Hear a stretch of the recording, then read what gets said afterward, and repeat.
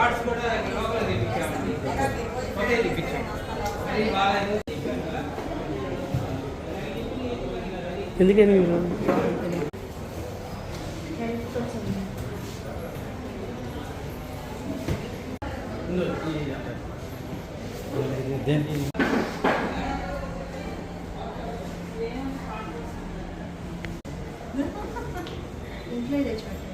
అట్లానా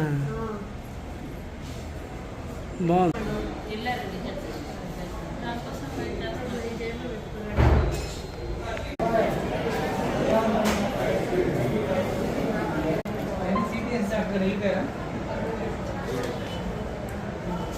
మాత్రం complex surgeries కానీ, క్రిటికల్ సర్జరీస్ కానీ, advanced surgeries especially liver cancer, CBD stones, CBD strictures, obstructive jaundice, colon polyps, colonic malignancy, gastrointestinal malignancy, pancreatic malignancy, ఇవన్నీ కూడా చాలా ఉన్నాయి.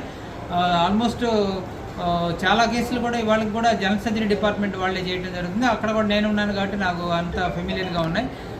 విప్పుల్స్ ఆపరేషన్ అంటే కూడా జనరల్ సర్జరీలోనే చేయడం, లేకపోతే ఆంకాలజీ పంపించడం జరుగుతూ ఉంది.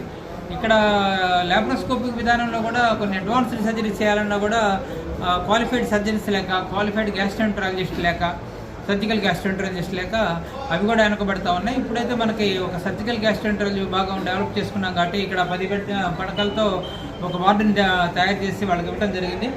దీన్ని మీరు వాళ్ళ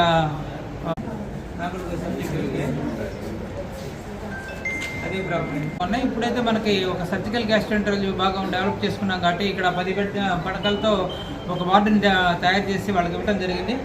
దీన్ని మీరు వాళ్ళ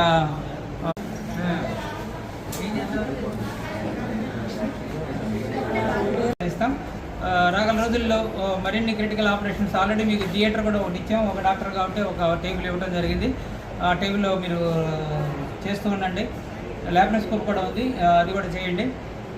క్లిష్టమైన ఆపరేషన్లు చేయండి, జాగ్రత్తగా చేయండి. పోస్ట్ ఆపరేటివ్ ఫాలోఅప్ అది మనకు చాలా ఇంపార్టెంట్.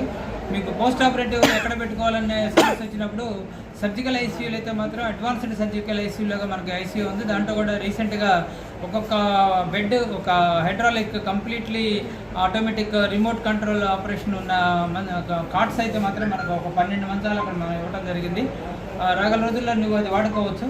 ఇప్పుడు కూడా మీరు వాడుతూనే ఉన్నారు, అక్కడ వాడుకోండి.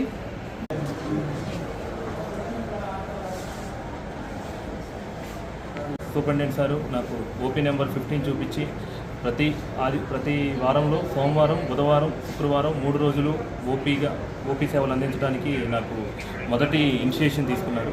దాని తర్వాత సిఓటీలో ఒక టేబుల్ ఇచ్చేసి వీక్లీ 1 టేబుల్తో సర్జరీ స్టార్ట్ చేయడం జరిగింది.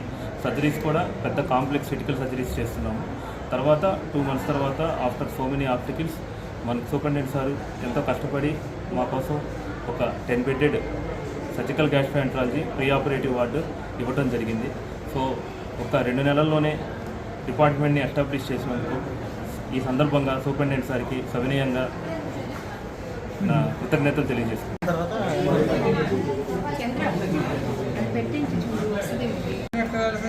డ్రామాటిక్ కల్సెస్ సెంటర్ బయాప్సీ చేశారా?